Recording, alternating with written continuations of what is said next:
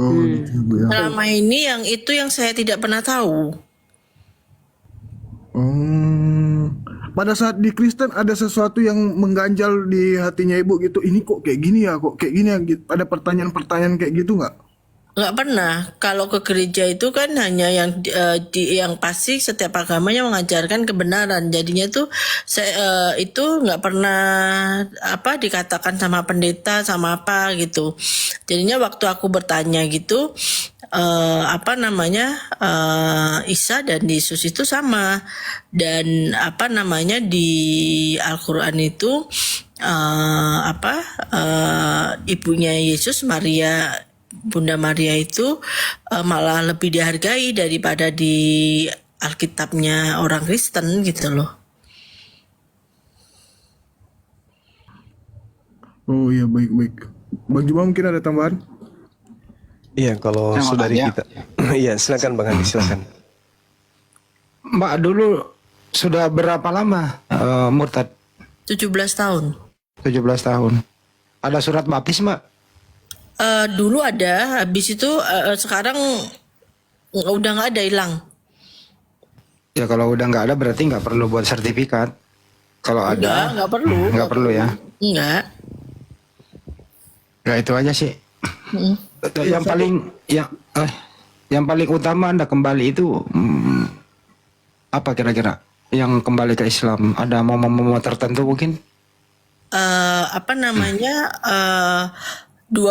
dua orang terdekat saya itu bilang apa namanya kamu cinta Yesus, cinta gitu kan, kamu sayang sayang gitu kan.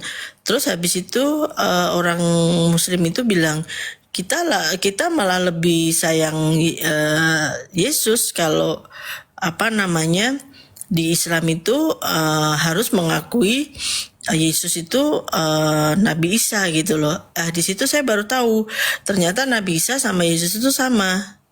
Itu selama ini saya nggak tahu. Selama 17 tahun saya nggak tahu. Makasih, mungkin diterangin Mbak Juma, silakan.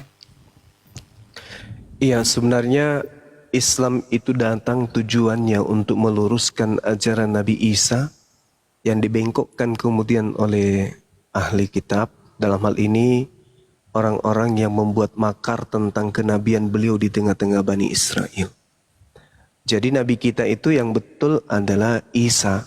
Isa alaihissalam, Yosua Hamasya. Dalam bahasa Aram disebut Iso. Sedangkan Kristen ini mengenalnya dengan sebutan Yesus.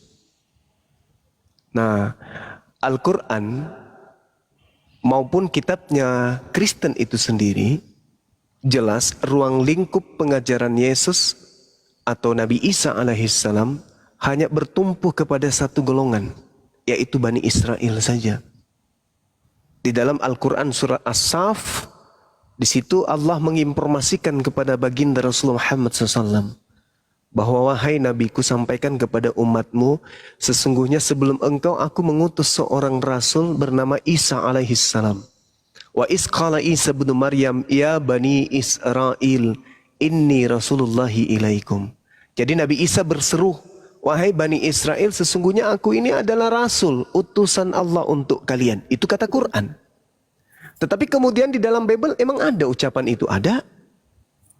Di dalam Matius 15 nomor 24, sesungguhnya aku Yesus diutus hanya kepada domba yang sesat dari umat Israel saja.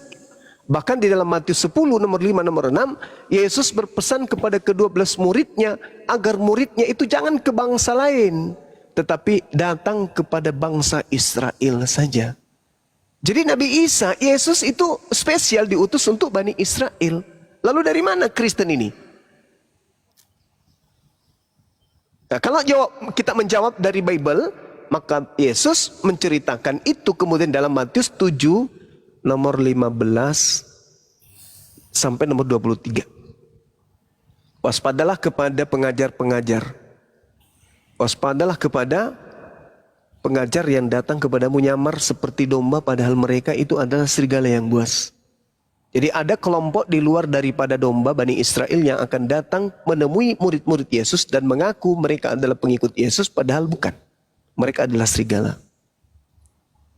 Nah ini yang bisa saya sampaikan kepada ukhti, kepada saudara saya. Alhamdulillah saya rasa kedepannya akan mendapatkan banyak ujian dan cobaan ya. Saya nggak tahu ukhti latar belakangnya kayak mana sampai murtad. Kemudian bagaimana dengan keluarganya. Ya saya hanya bisa berdoa kepada Allah. Kiranya Allah menguatkan hati saudari kita ini. Mudah-mudahan kuat, istiqamah. Menjalani setiap aktivitas, rutinitas ritualnya, rutinitas aktivitas pekerjaannya dan seterusnya. Dimudahkan oleh Allah.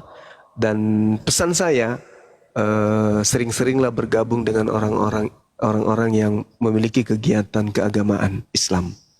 Misalnya kajian, majelis taklim, atau ada ceramah-ceramah, sering-seringlah ikut di sana. Insya Allah akan dimudahkan kemudian untuk menerima hidayah. Hidayah dilembutkan hatinya untuk menerima Islam.